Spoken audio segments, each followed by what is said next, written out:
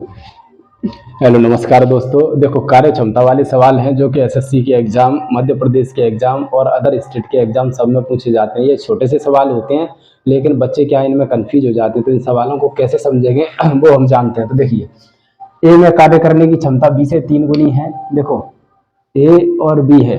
ए में कार्य करने की क्षमता बी से 3 गुनी, यानी ए की 3 होगी तो बी की 1 होगी, तभी तो आपके 3 गुना होगी। ये आ गई एफिशिएंसी। अतः वह किसी काम को करने में 20 से 20 दिन कम समय लेता है। यानी ए है ना, वो 20 से 20 दिन कम समय लेता है कार्य को करने में। तो देखो, एफिशिएंसी 3 1 है, तो टाइम का रेशियो जस्ट इसका उल्टा होता है, 1 और 3।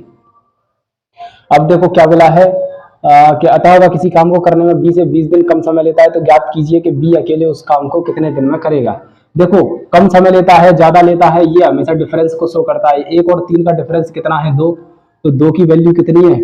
20। हमको बताना है, ज्ञात कीजिए कि बी अकेले उस काम को। तो बी का समय क्या है? ये है 3, तो 3 की वैल्यू निकाल लो। 20 इंटू 3 अपन 2, 2 ढाई 20 और 10 दिया 30 दिन। तो ये आ जाएगा बी का कार्य करने के दिन। यानी बी अकेले अगर उस काम को करता है तो 30 दिन लगा लेगा। इसी तरीके से दूसरा सवाल है, जैसे राम की कार्य क्षमता श्याम से दुगनी है। राम श्याम, राम की अगर 2 होगी तो श्याम की 1 होगी।